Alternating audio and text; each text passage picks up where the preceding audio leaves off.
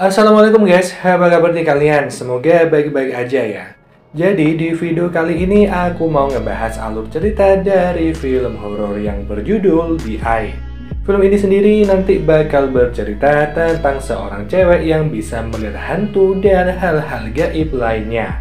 Dan itu semua terjadi setelah dia mendapatkan donor mata. So, seperti apakah kisahnya? Kita langsung aja ke isi cerita film selengkapnya.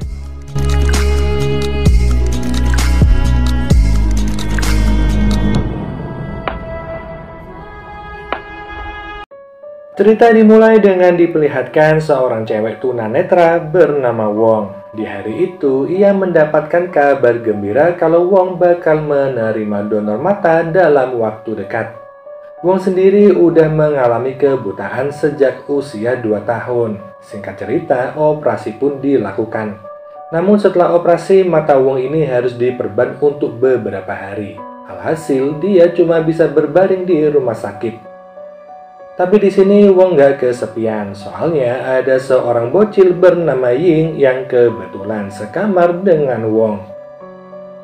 Ying menderita kanker dan harus dirawat di rumah sakit dalam waktu yang lama. Ying juga tahu kalau Wong habis operasi transplantasi kornea. Lalu dia berjanji kalau bakal mengajak jalan-jalan Wong saat udah bisa melihat nanti. Setelah beberapa hari berlalu, saatnya perban di matanya Wong dilepas. Saat baru dilepas, pandangan Wong masih kabur dan silau. Dan di saat itu, dia melihat 3 sosok di hadapannya. Padahal di depan Wong cuma ada kakek dan nenek. Karena pandangan Wong yang masih lemah, Dr. Low memutuskan untuk kembali menutup mata Wong. Setelah dirasa cukup, perban di matanya Wong kembali dibuka. Di pagi itu, saat bangun tidur, Wong udah bisa melihat Ying meskipun masih kabur. Wong juga melihat sosok wanita di pojokan kamar. Saat pemeriksaan, Dr. Lu berkata kalau Wong harus tinggal di rumah sakit sementara, sampai penglihatannya normal. Wong pun mulai membiasakan diri dengan mengenal lingkungan sekitar. Ia pun mencoba bercermin untuk melihat seperti apa wajahnya selama ini. Dan gak lama berselang, Ying datang untuk mengajak Wong berfoto. Di malam harinya, Wong seperti melihat bayangan seseorang. Karena penasaran, Wong pun keluar kamar untuk memastikan. Di sana ada seorang nenek yang berdiri di lorong. Si nenek lalu berkata kalau dia kedinginan dan saat Wong akan mendatangi nenek itu menghilang.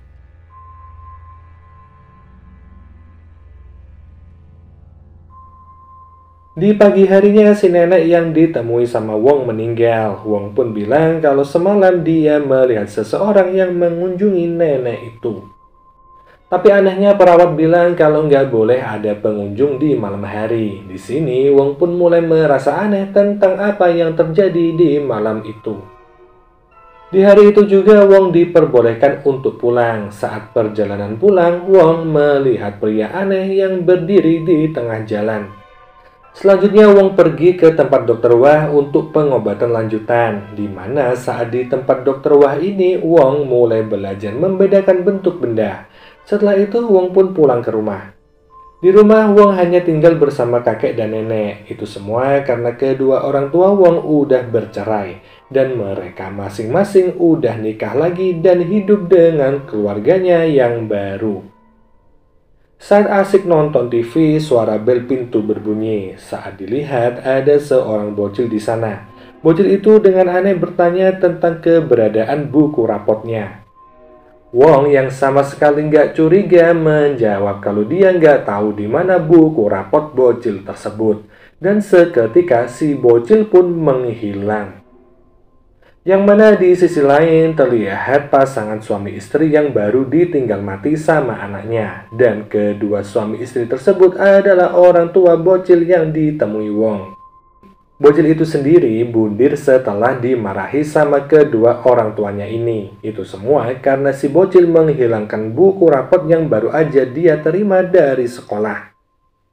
Di rumah itu juga terlihat seorang paranormal yang berkunjung. Si paranormal bilang kalau arwah orang yang bundir gak akan tenang dan bakal selalu gentayangan. Satu-satunya cara agar arwah itu bisa pergi dengan tenang adalah dengan menyelesaikan urusan arwah itu yang tertinggal di dunia ini. Dan dalam kasus bocil ini adalah dengan menemukan buku rapot yang udah dia hilangkan. Keesokan harinya, Wong mulai belajar menulis kaligrafi Cina, dan saat dia mulai belajar terdengar suara perempuan. Suara itu bilang kenapa Wong duduk di kursinya, dan saat Wong melihat sekitar, terlihat sesosok perempuan di pojok ruangan. Si hantu perempuan lalu marah dan menghampiri Wong, tapi dia langsung lenyap saat udah ada di dekat Wong. Setelah kelas selesai, Wong pun pulang. Ia lalu mampir ke tempat makan dan di sini kembali Wong melihat sosok wanita yang menggendong bayi. Wanita itu lalu menjilati daging yang tergantung di warung tersebut. Diketahui bahwa wanita itu adalah istri dari pemilik warung. Si pemilik warung masih memasang foto istri dan anaknya, yang mana dia selalu berharap kalau istri dan anaknya ini akan mengunjunginya di warung tersebut.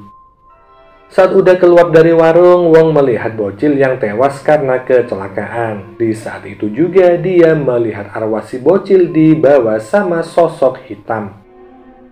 Gak kuat terus-terusan melihat hal gaib, Wong menemui Dr. Wah. Ia lalu cerita tentang semua keanehan yang dia alami sejak menerima donor mata. Di sini sebenarnya Dr. Wah sedikit bingung ya. Maklum, karena dia adalah seorang dokter, jadi hal-hal gaib itu sulit buat dia percaya. Tapi Dr. Wah tetap akan membantu Wong sebisa mungkin, dan Wong pun merasa lega akan hal tersebut.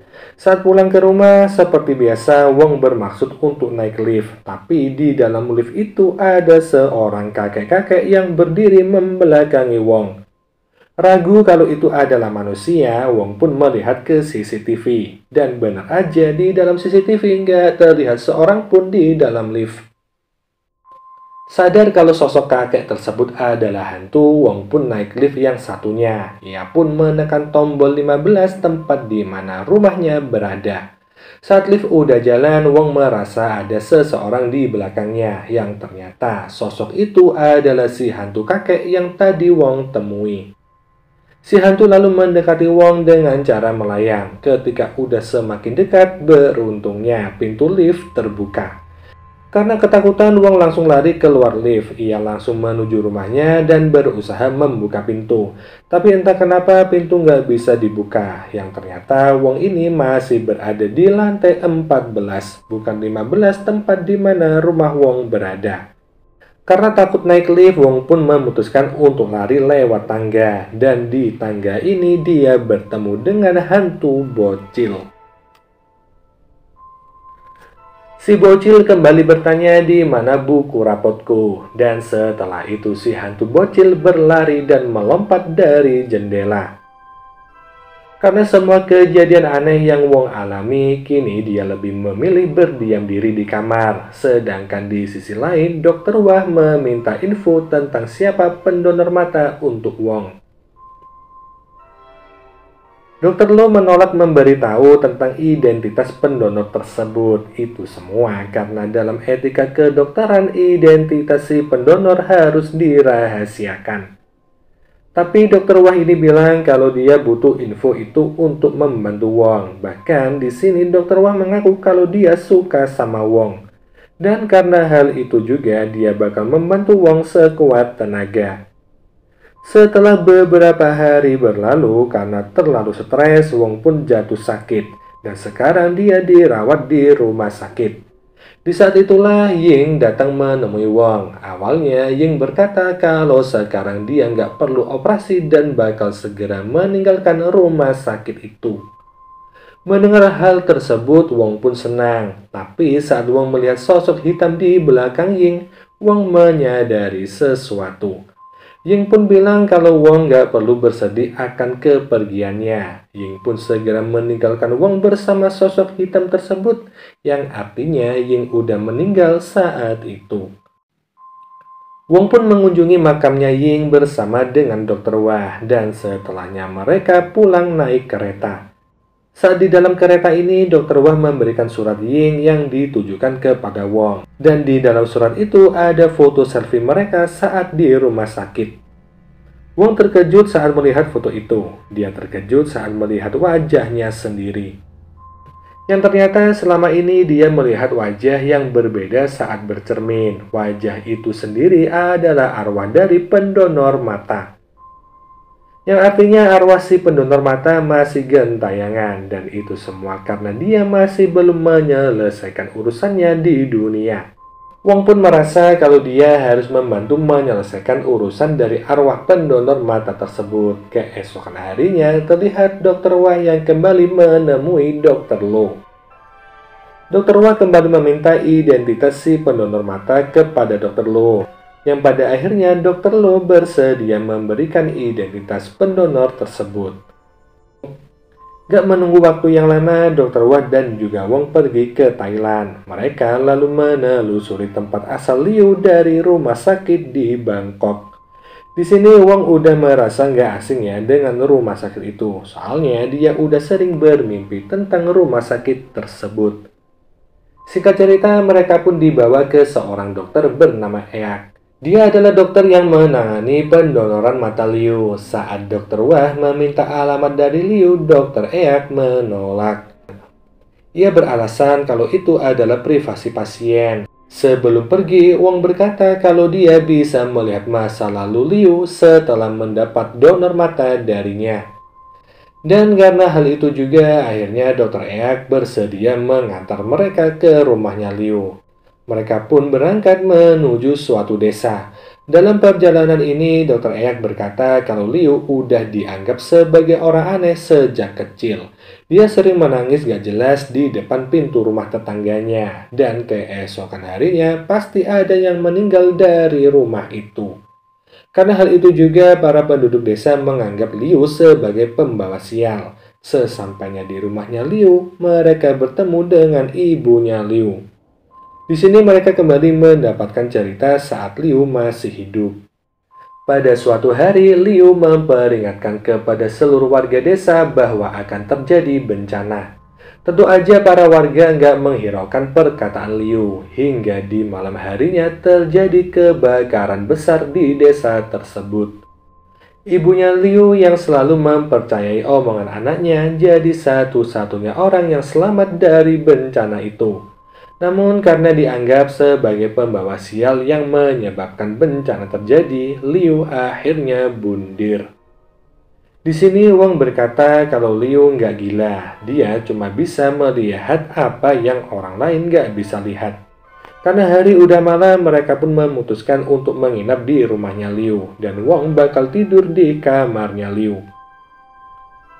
Di sini Wong menyadari akan sesuatu, bahwa penyebab arwah Liu masih gentayangan adalah belum ikhlasnya sang ibu akan kematiannya. Yang mana dipercaya kalau orang yang meninggal karena bundir akan mengulangi cara matinya setiap hari. Sadar akan hal tersebut, Wong langsung menemui ibunya Liu. Dan benar aja, ibunya Liu ini merasa kecewa sama Liu. Soalnya Liu adalah satu-satunya orang yang dimilikinya, dan dia malah bundir dan meninggalkannya sendiri. Tapi apapun alasannya, Wong meminta agar si ibu mencegah arwah Liu untuk mengulangi kematiannya. Itu semua agar arwahnya Liu bisa pergi dengan tenang. Dan gak lama kemudian jam menunjukkan pukul 3 pagi.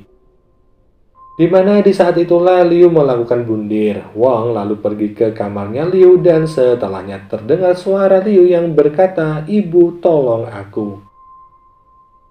Bagaimanapun juga si ibu sangat menyayangi Liu, yang pada akhirnya ia menggagalkan usaha bundir dari arwahnya Liu.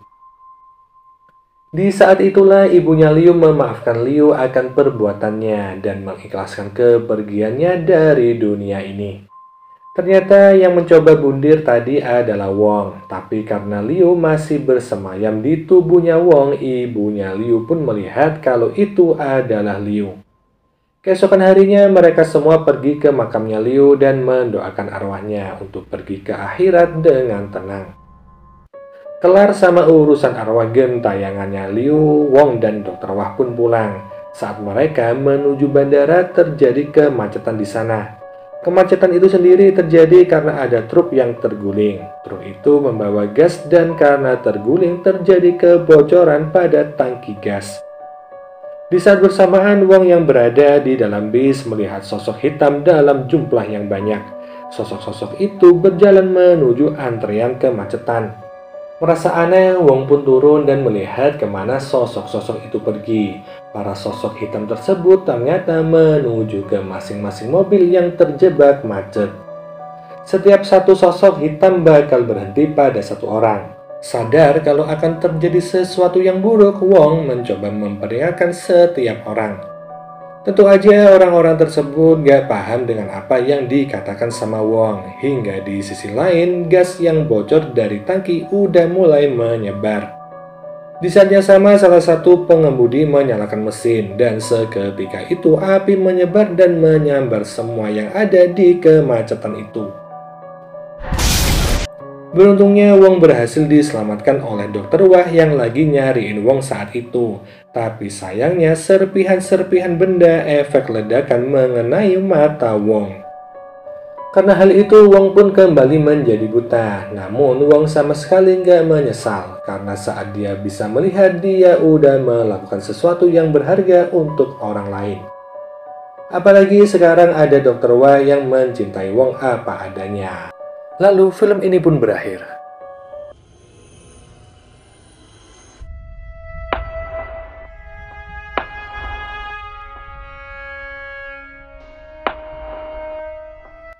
Oke guys, jadi itu tadi adalah seluruh alur cerita dari film The Eye.